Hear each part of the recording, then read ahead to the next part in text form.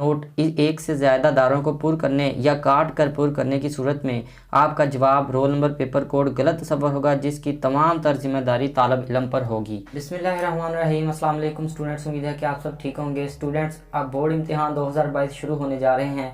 जैसा कि आप सबको मालूम है कि इसमें तरीकाकार, पैटर्न और सारा कुछ चेंज किया गया है। अगर आपको आंसर शीट फिल नहीं करनी आती तो इस वीडियो को मुकम्मल देखें। उम्मीद है कि इसके बाद आपके सारे क्वेश्चन और डाउट ख़त्म हो जाएंगे। तो सबसे पहले स्टूडेंट्स, आपको बताता चलूँ कि ये आंसर शीट है, जिसे कि आंसर पेपर या बबल पेपर भी कहते हैं, और ये हमें बोर्ड इम्तिहान में बोर्ड की तरफ से दिया जाता है। और इसकी मुकम्मल तफसील, इसे फिल कैसे करना है और इसका पैटर्न तरीकाकार क्या है, इससे पहले आप एजुकेशन वीडियोस के लिए हमारे चैनल को फ़ौरन सब्सक्राइब कर लें। सबसे पहले तो मैं आपको बताता चलूँ कि ये आंसर शीट, जिसे कि बबल शीट भी कहते हैं, आपको सबसे पहले जब आपने अपने घर से पेपर देने के लिए जाना है तो आपने अपना सामान मुकम्मल करके, तैयारी अच्छी करके और अल्लाह ताला से दुआ करके अपने एग्ज़ाम सेंटर में जाना है। उसके बाद आपको जब कमरा इम्तिहान में आप बैठे होंगे, पेपर के लिए इंतज़ार कर रहे होंगे, तो सबसे पहले आप अल्लाह के लिए ज़िक्र करें और उसके बाद आपको ये वाली बबल शीट यानी कि आंसर शीट मिलेगी। सबसे पहले जो आपको क्वेश्चन पेपर से भी पहले मिलेगी और आपने इसको फिल करना है। तो आपके लिए कुछ अहम हदायत हैं कि जैसे कि आपने क्लिप बोर्ड, जो कि आम तौर पर स्टूडेंट्स कमरा इम्तिहान में लेके जाते हैं, आपने क्लिप बोर्ड बिल्कुल भी नहीं लेके जाना।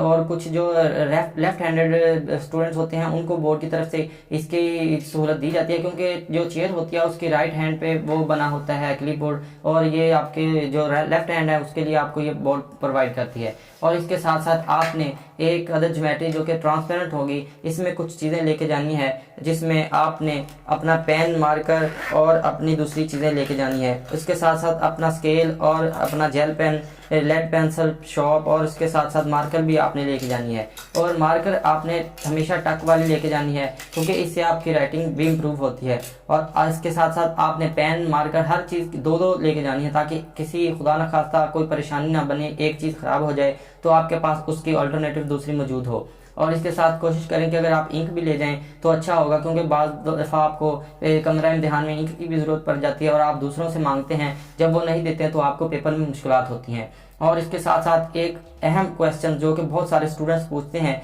मैं आपको बताता चलूँ कि आपने हाईलाइटर या रिमूवर या अपने जो होता है वो करेक्शन पेन आपने बिल्कुल भी नहीं एग्जाम सेंटर में लेके जाना, क्योंकि ये गलती करने से बहुत सारे स्टूडेंट जो है अपना पेपर में मार्क्स जो है वो खो देते हैं।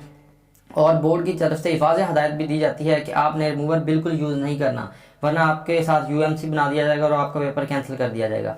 तो स्टूडेंट्स, सबसे पहले मैं आपको बताता चलूँ कि ये वाली जो आंसर शीट है, इसमें आपको सबसे ऊपर एक शीट नंबर मिलता है, जो कि आपने सबसे पहले शीट नंबर जो लिखा है, आपको एक क्वेश्चन पेपर दिया जाएगा, उसके ऊपर जो शीट नंबर लिखा है आपने ये वाला वही अटेंडेंस शीट पे आपने यही शीट नंबर लिखना है। जब आपको अटेंडेंस मिलेगी उस पर अपने नाम, रोल नंबर और अपना सिग्नेचर के साथ है ये वाला शीट नंबर लिखना है।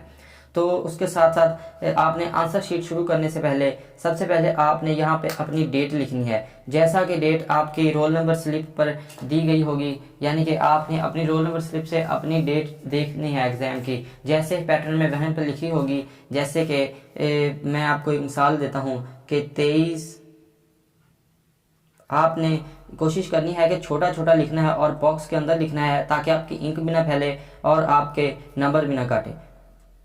23 मार्च यानी तीसरा महीना 0 और यहाँ पर आपने 3 लिखना है। और इसके साथ आगे 2022 आपने 2, 0, 2 और 2, ये आपकी डेट होगी 23 मार्च 2022।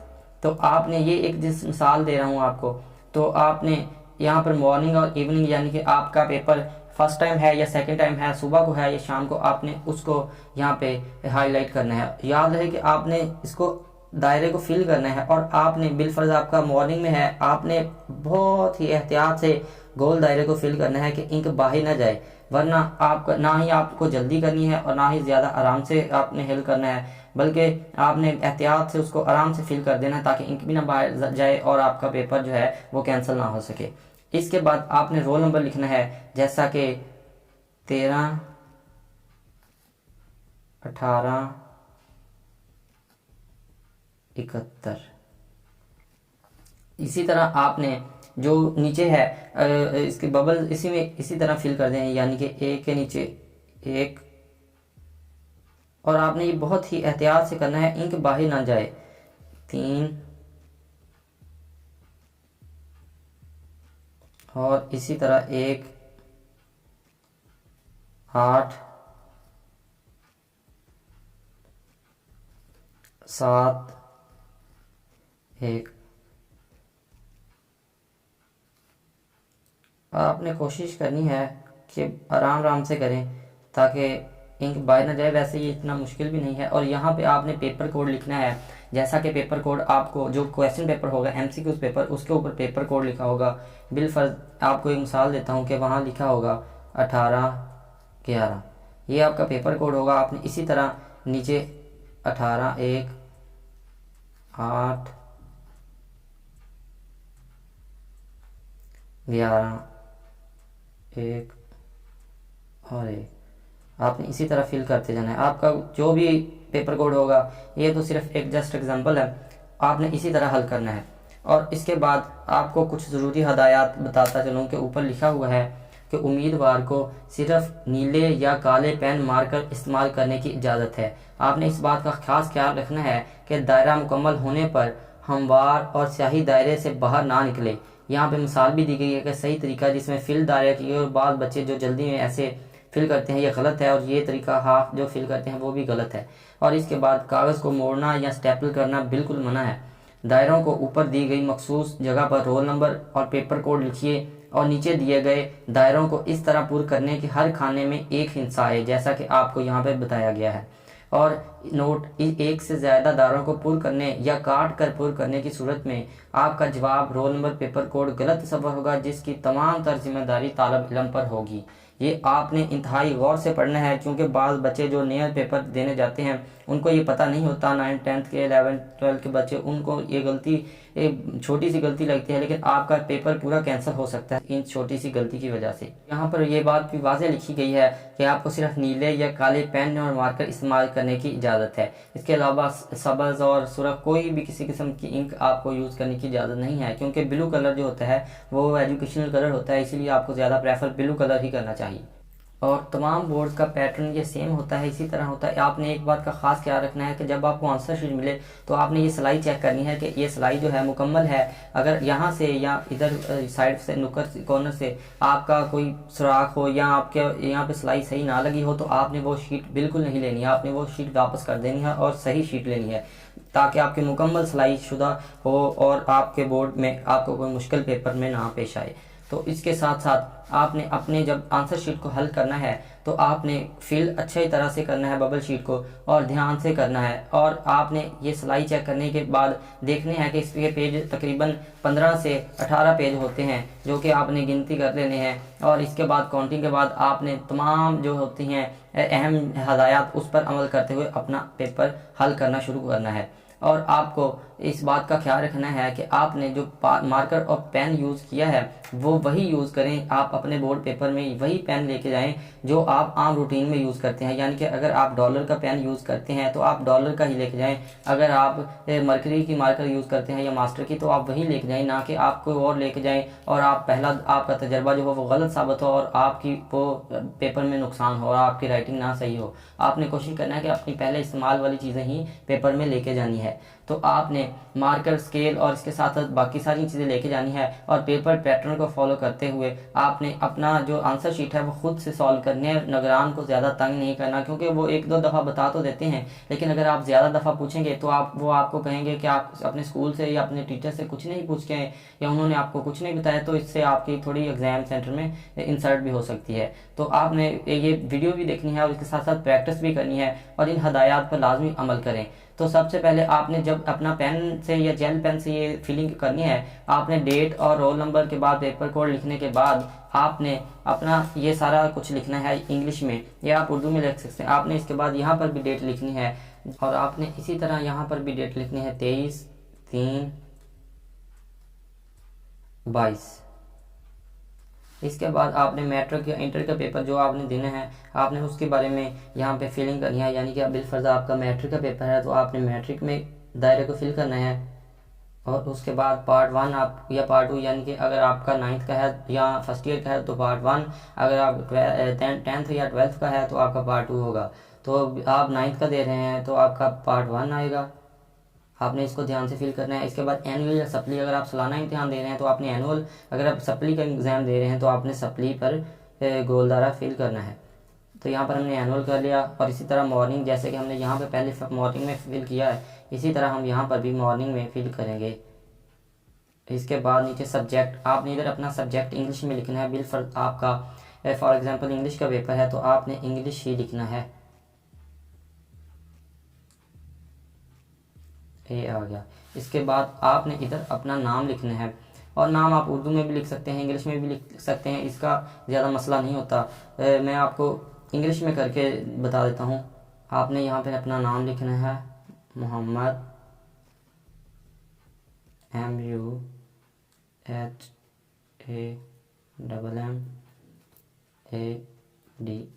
अली ALI। और कोशिश करनी है आपने जैसा आपके आईडी कार्ड पे या आपके बेफॉर्म पे नाम लिखा होता है, आपने वही स्पेलिंग सेम लिखने हैं। फादर्स नेम रमज़ान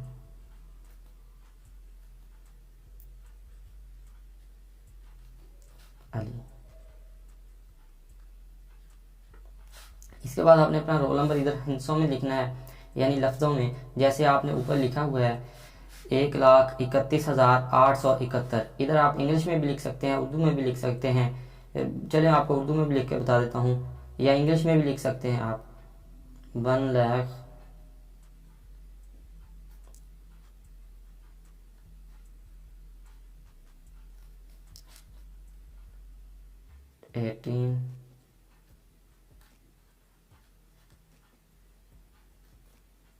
जैसा कि अब यहाँ पे मैंने एक मिस्टेक की है अपने रोल नंबर में, तो ये मैंने जानबूझ के किया है ताकि आपको आपकी मिस्टेक्स का भी पता चले, ताकि अगर आपको एग्ज़ाम में ऐसी परेशानी का सामना हो तो आपको पता चले कि आपने क्या करना है। आपने सबसे पहले तो अपना रोल नंबर, नाम, सब कुछ ध्यान से लिखना है, और ना ही आपने कटिंग करनी है इसकी, और ना ही इस पर रिमूवर यूज़ करना है, क्योंकि आपका UMC बना दिया जाएगा। तो ये जो मिस्टेक हुई है ये तो मैंने जानबूझ के की है, लेकिन आपको ये नहीं करनी और ना ही कटिंग करनी है। आपको वही लिखना है जो आपके ऊपर रोल नंबर लिखा है कि 1,31,871, ये तो मैंने आपको जस्ट यहाँ पे जगह कम थी इसलिए आपको ऐसा करके दिया है, लेकिन आपने ये वाला ऊपर जो मिस्टेक है ये बिल्कुल नहीं करनी, ना कटिंग करनी है। आपने यहाँ पर खुला खुला ये लिखना है, और इसके बाद आपने नीचे अपने सिग्नेचर करने हैं। जैसे भी हो आप सिग्नेचर करते हो, आपने इधर अपने सिग्नेचर कर लेने हैं, ताकि आप उर्दू में या इंग्लिश में जो आपने अपने दाखिला भेजते वक्त या आईडी कार्ड पे जो भी किए हों वो आपने जस्ट इधर अपने सिग्नेचर करने हैं। इधर आपने कुछ नहीं करना। यहाँ पर डिप्टी सुप्रीडेंट के सिग्नेचर होते हैं, वो खुद ही आएगा और आपके आंसर शीट पर सिग्नेचर करेगा। और इसके बाद आपने उर्दू में इधर सबसे ऊपर अपना नाम लिखना है, और वैसे ही दस्तखत या कर लें, या आप अपना नाम भी लिख सकते हैं। अगर आपने दस्तखत करने हैं तो आप अपने दस्तखत कर लें जैसे आपने पहले पीछे किए हुए। तो इसके साथ आपने अपना मजमून इंग्लिश इधर लिखना है। पर्चा आपका, यानी कि आपने कौन सा मैट्रिक या इंटर दिया है, मैट्रिक यहाँ पे लिखते हैं हम। और ग्रुप आपका सुबह शाम वाला जो है वो आपने लिखना है यहाँ पे। बिलफर्ज आपका सुबह वाला है तो हमने सुबह लिखना है। और अगर बोर्ड लिखा हुआ है, बाज़ दफ़ा यहाँ पे सुबह और शाम बोर्ड की तरफ से लिखे होते हैं, आपने उसके ऊपर टिक कर देना है, यानी कि मैट्रिक इंटर, और आपने उसके ऊपर टिक कर देना है। तो रोल नंबर इस हिस्सों में इधर हमने वैसे ही जैसे रोल नंबर पीछे लिखा हुआ है वैसे ही लिखना है। 13, 18, 11 इधर लफ्ज़ों में हमने लिखना है, जैसा कि हमने पीछे इंग्लिश में लिखा है यहाँ पे हमने उर्दू में लिखना है, यानी कि 1,31,811 इसी तरह आपने लिखना है। और उसके बाद अपना नाम इधर आपने लिखना है मोहम्मद अली, जैसा कि आपने पीछे लिखा हुआ है। और उसके बाद वल्दियत रमज़ान अली,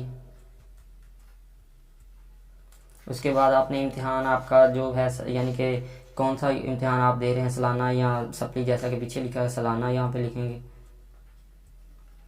और आपने इधर आगे भी सालाना ज़िमनी और 2022 लिखना है सालाना।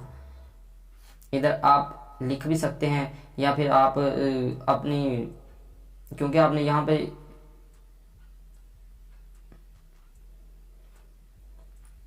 और इधर आपने इम्तिहानी सेंटर का नाम लिखना है। आपने अपने स्कूल का नाम बिल्कुल नहीं लिखना, यानी कि बेलफास्ट गवर्नमेंट हाई स्कूल। आपने उसकी तफसील से नाम लिखना है, नंबर 1 लाहौर। ये जस्ट आपको एग्जांपल दी है, लेकिन आपने इसी तरह तफसील से नाम लिखना होगा। और यहाँ पर दस्तखत सुपरिटेंडेंट के होंगे, आपने कुछ नहीं लिखना, यहाँ पे भी उसी के सब कुछ होगा। और आपने नीचे फिर एक दफ़ा मजमून इंग्लिश, पर्चा मैट्रिक ग्रुप सुबह और इम्तिहान सालाना ज़िमनी, और ये बोर्ड जो है आपने इधर सालाना लिख भी देना है और बोर्ड वही होगा। और बाज़ जो होते हैं बोर्ड, उसमें यहाँ पर एक आपको बॉक्स मिलता है जिसमें आपने अपना फिंगरप्रिंट लगाना होता है, और वो आपको जो सुपरिटेंडेंट होता है या वो एग्जामिनर होता है वो आपको बता देता है। और इसके बाद आपने नीचे ये हदायत लिखी हैं आपके लिए, अगर आप पढ़ना चाहें तो इसको पढ़ सकते हैं। कापी का कोई वर्क हिस्सा हरगज़ ना पढ़ा जाए, कापी का फटा हुआ और नंबर स्लिप से कबल फ़ौरन हमले से जवाबी कापी तब्दील करवा लें, जैसे कि मैंने आपको पहले बताया है। तो आपने ये चीज़ें अपनी गौर से पढ़नी है। और उस पर वादा लिखा है कि रिमूवर का इस्तेमाल ज़्यादा नहीं है, और कमरा इम्तहान छोड़ने से पहले आप अपनी कापी नाज़िम के हवाले करें। बहुत ऐसा पहले भी हो चुका कि एक स्टूडेंट ने ये कॉपी और अपने दोस्तों की कॉपी जो है कमरा इम्तहान से बाहर ले गया, जिसकी वजह से उसके और दूसरे स्टूडेंट्स के जो एग्ज़ाम है वो कैंसिल हो गए। तो आपने इस बात का ख्याल रखना है, और अपने सवालिया जो है क्वेश्चन पेपर होगा उस पर अपना नाम, नंबर या एड्रेस कुछ नहीं लिखना। अपने लेटर में भी आपने XYZ लिखना है, अपना नाम, रोल नंबर वगैरह कुछ नहीं लिखना। और यहाँ आप उम्मीदवार के लिए ज़रूरी देख सकते हैं, नीचे आपने कुछ भी नहीं करना, यहाँ पे एग्जामिनर का ये सारा कुछ करेगा और आपने इसमें कुछ भी नहीं करना। इसके बाद ये जो एग्जाम्पल है ना, ये तो एक पेपर का पैटर्न बनाया है, आपके पास ये पेज नहीं होगा बोर्ड में आपके पास, इसके बाद ये वाला पेज होगा।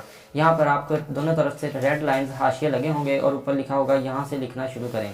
तो आपने इस साइड से, अगर उर्दू के पेपर शुरू करना है तो इस साइड से करेंगे इंग्लिश का, और अगर आपने उर्दू का करना है तो आप इस साइड से करेंगे। तो आपके चॉइस है कि आप वैसे उर्दू और इंग्लिश दोनों इस साइड से भी कर सकते हैं। बहुत सारे स्टूडेंट ने ऐसे पेपर दिए हैं और उनको मार्क्स मिले हैं, इसकी वजह से कोई इशू नहीं आता। आपने जब भी अपना एग्ज़ाम शुरू करना हो, आपने पेपर शुरू करना हो, तो आपने बिस्मिल्लाहिर्रहमानिर्रहीम पढ़ के शुरू करना है। इससे अगर आपको ना भी आता हो तो अल्लाह ताला इंशाअल्लाह इसमें बरकत डालेगा और आपको सबक याद होकर, जो आपने याद किया होगा वो आपको याद आ जाएगा और आपका पेपर अच्छा होगा। तो एक बात का स्टूडेंट ध्यान रखना है, यहाँ पे जो मैंने मिस्टेक की थी ये आपको जस्ट आपको समझाने के लिए की थी, ताकि आप इस तरह की मिस्टेक बोर्ड एग्जाम में ना करें। तो आपने कोशिश करनी है कि ये मिस्टेक नहीं करनी, और आपने बिल्कुल प्रॉपर आपने इंग्लिश या उर्दू में यहाँ पर अपना रोल नंबर लिखना है हिंसों में। तो इसके बाद आपने दोनों तरफ मार्जिन लाइन और प्रॉपर हाशिया लगाना है मार्कर और स्केल के साथ, जो कि आपने ध्यान से लगाना है, और अपने मुकम्मल प्रॉपर इसकी एक पेपर प्रेजेंटेशन और एक लुक देनी है। इसके लिए भी चैनल में वीडियोस मौजूद हैं, पेपर प्रेजेंटेशन कैसे दी जाती है और आपने अच्छा पेपर कैसे करते हैं। आप सबसे पहले यहाँ पे अपना क्वेश्चन पेपर नहीं लिखेंगे, सबसे पहले आप पार्ट लिखेंगे कि कौन सा सब्जेक्टिव पार्ट है, और आप उसके बाद लॉन्ग क्वेश्चन, शॉर्ट क्वेश्चन करेंगे, उसकी हेडिंग। और आप एक एग्जाम्पल ऊपर देख रहे हैं, वीडियो में आपको दिखाता हूँ, और आपने एक वीडियो भी ऊपर मौजूद है मेरे चैनल पे, आप वो देख सकते हैं कि उसमें पेपर प्रेजेंटेशन कैसे करनी है। आपने अपना पेपर जो है वो नीट एंड क्लीन करना है, और ताकि एग्जामिनर पर उसका अच्छा इम्पैक्ट पड़े और आपको अच्छे मार्क्स मिले। आपने प्रॉपर हेडिंग करनी है और अपने क्वेश्चन के नंबर हेडिंग देनी है, फिर आपने उसको खूबसूरती के साथ लिखना है। और इसके आपने क्वेश्चन पेपर MCQs जो होंगे वो मैं आपको बाद में बताता हूँ कि वो कैसे हल करने हैं। और आपने इस पर कोई भी फजूल जो रफ अमल या वैसे कुछ भी हो, आपने उसमें आंसर शीट पे आपने बिल्कुल नहीं करना, क्योंकि इससे आपके एग्जामिनर को जो है वो आपको शक के चांसेस होते हैं कि आपने कुछ चीटिंग की है या किसी से नोट किया है। तो इसलिए आपको रफ अमल बिल्कुल नहीं करना। और आपने इधर अब आम शीट, ये तो आम शीट है जो बोर्ड पे होती है, वो वाइट शीट नहीं होती, इसी तरह की आम शीट होती हैं जो आप रोज़ाना स्कूल में या टेस्ट वगैरह पे करते हैं, इसलिए आपने इस तरह की पेज पे प्रैक्टिस करनी है। इस पर इंक भी ज़्यादा नहीं फैलती, और ये जो है वो बोर्ड का अपना एक क्राइटेरिया है कि वो इस तरह के पेज क्यों देते हैं। और इसके बाद आपने हाशिए के बाद ब्लू मार्कर से अपनी हेडिंग करके अपना एग्जाम पेपर शुरू करना है, और आपने इसकी प्रेजेंटेशन जो है वो अच्छी तरीके से नीट एंड क्लीन करनी है, और आपने जो है इसकी रिमूवर बिल्कुल यूज़ करना, और मार्जिन लाइन लाजमी लगानी है, और अपना जो आंसर शीट है उसको आराम से फिल करना है, आपने घबराना नहीं है। इसकी 15 से 18 शीटें होंगी और ये काफ़ी होती हैं, इसके अलावा आपको कोई भी एक्स्ट्रा शीट नहीं मिलती। तो आपने ये इस पे पेपर अमूमन बच्चे कर लेते हैं और उस पर पूरा आ जाता है। तो ये तो था आपको बताया कि आपने अपना सब्जेक्टिव पार्ट कैसे करना है। तो अब आ जाते हैं ऑब्जेक्टिव पार्ट की तरफ। हालांकि ऑब्जेक्टिव पार्ट आपने पहले करना होता है। सबसे पहले एग्जाम सेंटर में आपको ये आंसर शीट मिलने के बाद आपको क्वेश्चन पेपर दिया जाता है जिस पे एमसीक्यूज लिखे होते हैं, और कुछ इस तरह का आपको वो जो होता है वो पेज दिया जाता है, ऊपर आप देख सकते हैं। तो इसमें आपने एमसीक्यूज जो है हल करने होते हैं। तो आपने इस तरह के एमसीक्यू जो हल करने होते हैं, इसमें आपने ऐसे टिक, जैसे कि ऊपर लगाई कि मैं दिखा रहा हूँ, आपने ऐसी टिक बिल्कुल नहीं लगानी। आपने जस्ट ऊपर अपना सबसे ऊपर जो होता है आपको अपना रोल नंबर लिखना है ऊपर, और ऊपर अपने पेपर कोड को देखने के बाद लिखना है। उसके बाद आपने यहाँ पर कोई निशान नहीं लगाने, बल्कि आपने तो फ़ौरन से उधर से देख के इधर एक क्वेश्चन पेपर से देखकर यहाँ पे अपना आंसर लिखना शुरू करना है। इस तरह अगर आप वहाँ पे अगर लिखेंगे तो वो आपका एग्जामिनर पेपर कैंसिल कर देंगे या आपको यूएमसी में डाल दिया जाएगा। तो आपने ये जो एमसीक्यूज वाली शीट है, आपने इसके बबल शीट को भी इसी तरह पेपर कोड, जैसा कि मैंने वहाँ पे आपको पीछे बताया था, पेपर कोड हमने यहाँ पे लिखा था 1811, आपने वैसे ही 1811 इधर अपना लिखना है पेपर कोड।